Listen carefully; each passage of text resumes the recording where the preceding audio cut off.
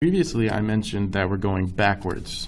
During factoring out the greatest common factor, we're trying to go from a polynomial and then factor it down to this form, where you take out a greatest common factor. So it's like backwards distribution. We're going to do that again, but using a different form. So now we're going to go from multiplying binomials and getting this polynomial or trinomial, and we're going to go backwards to this form. So working forwards and backwards. Okay. So we're going from something like y squared minus 2y minus 15, and we're trying to go backwards, so it's y plus 3 times y minus 5. Because math-wise, right, these are equivalent, but they tell a different story, and they give us two different sets of information. Our next entry is factoring x squared plus bx plus c. So let me kind of explain what that means. So we're factoring trinomials, okay, so there are three terms, and this b and this c are just generic letters that stand for numbers. So an example problem that we're going to be doing is factoring x squared minus 5x plus 6. So the b would be negative 5 and the c would be 6.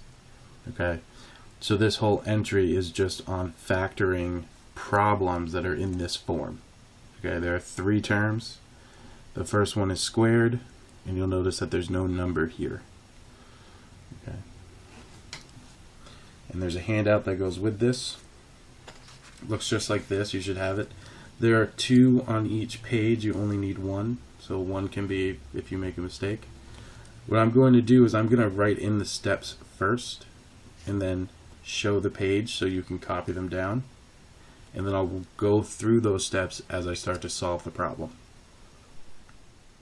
Alright, so let's go through the steps of factoring polynomials when they're in this form. So we can use this method when the degree is 2, so that means the highest exponent is a 2. The number of terms is 3, so it's got 3 terms, okay? And the coefficient of the squared term is 1. What that means is that there's no number in front of the x squared or a squared or m squared or whatever the variable is. Then we use this method here. Okay. Here are the steps. As promised, I wanted to fill them out first, and then as we go through a process of doing an example problem, we'll refer to these steps, so they'll make sense once we start to do an actual problem. For now, you can pause the video and then write these down, and then when you come back, we'll start doing an example. Okay, here's the example we're going to use as we go through this handout and solve this problem and follow these steps.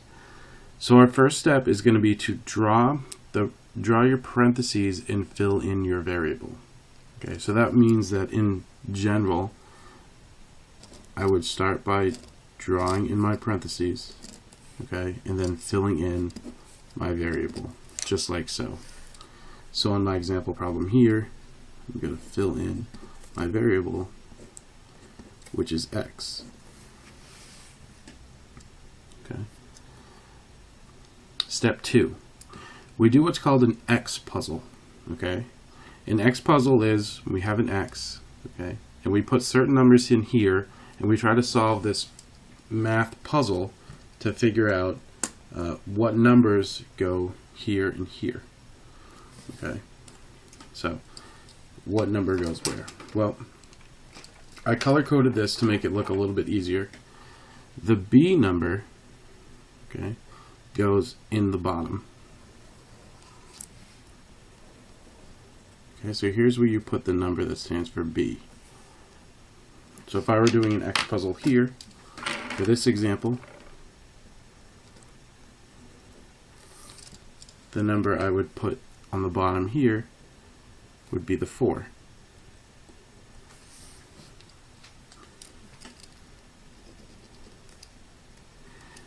The number that goes on top, okay, which is c,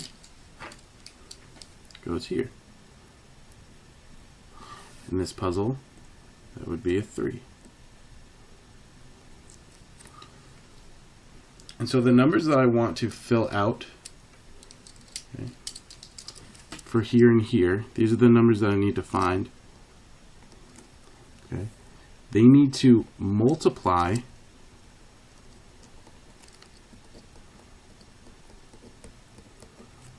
to give me C and add to give me B.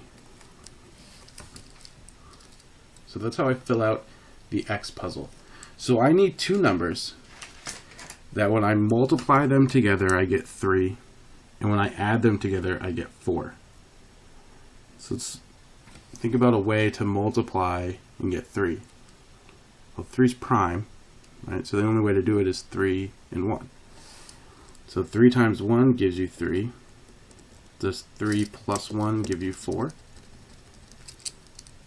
It does. So the numbers that I fit in here are plus 3 and x plus 1. So the numbers go here and here. Okay, and then I want to check using the FOIL method. So here's my check.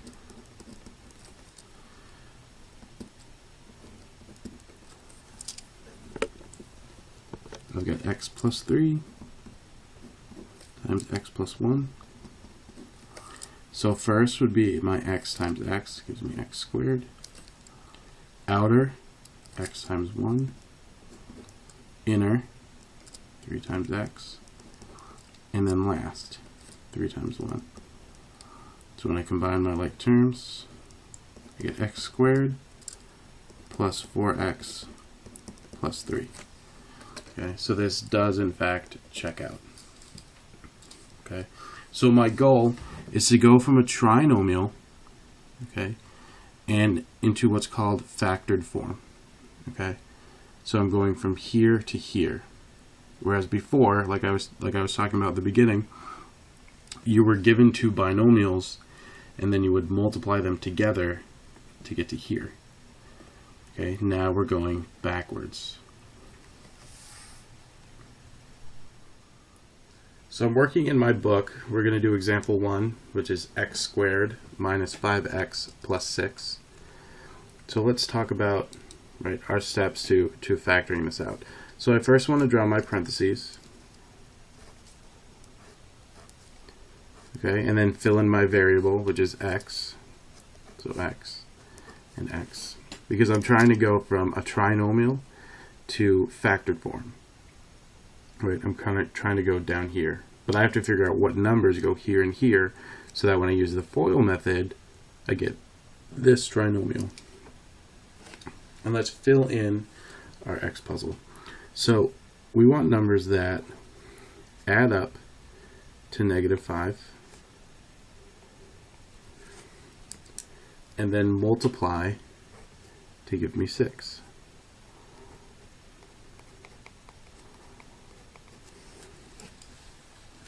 So we want two numbers add up to -5 and multiply to get +6. And I'm going to give you some time to think about this, because when you're factoring polynomials and you're trying to think of the number, you often have this like aha moment, like, oh, it was so easy, those were the numbers. And sometimes you can just dance around these numbers for a while before it finally clicks. So I want to give you enough time to think about what that answer is going to be. Two numbers that multiply to 6 and add to -5.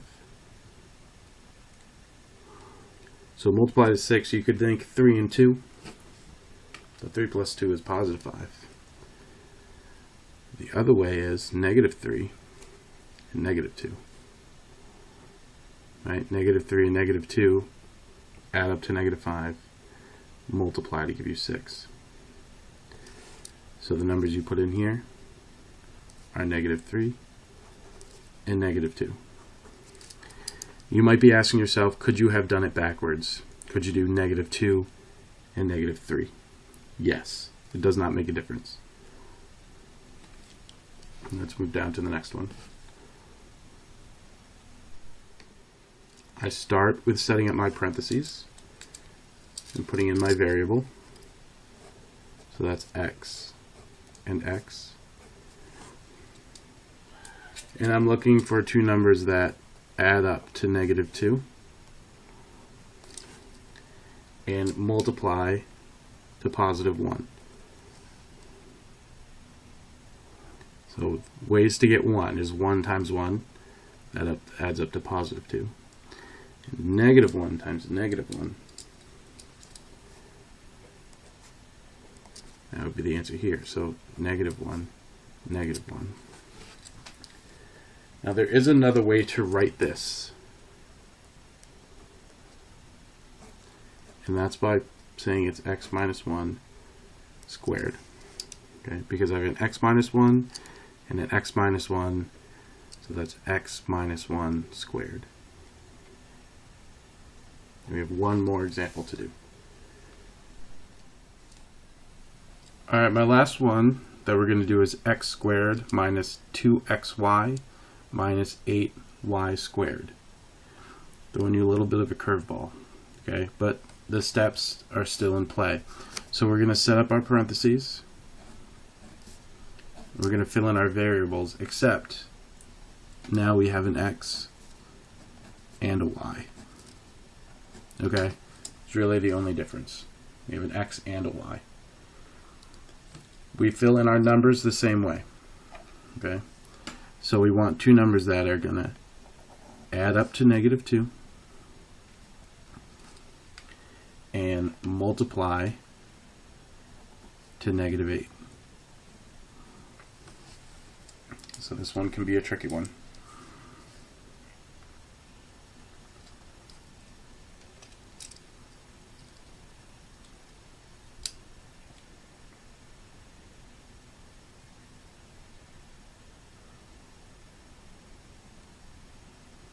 So I gave you some time to think about it.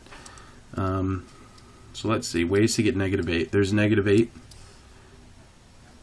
and 1, but that would add up to -7, so that's not going to work. So let's work with 2 and 4. So let's say -2 and 4. That adds up to +2. So in that case, maybe I can just switch the negative symbol over here. So it becomes 2 and -4. That adds up to -2, multiplies to -8. So that would be x plus 2y and x minus 4y. Okay, and maybe just, I should have put this plus 2 a little closer to that y. Okay, so when you have an extra variable, don't be thrown off. Okay, it just means when you set up your parentheses, you're going to have an x and a y, so you have variables on both sides. Plenty of practice for factoring because there are so many different problems in Algebra 1 and in Algebra 2 that you're going to have to factor. So we're going to do a lot of practice with this skill. So we're not going to do any practice problems over here. A lot of the practice is in your textbook, and as part of the packet you have that two-sided page. To put this handout into your notebook, you're just going to take a piece of tape and put a tape on the side. Just like so. So that you can fold this over. So you can fold this over and see the inside, the examples we did, and the steps right here. Okay. That's it for this entry.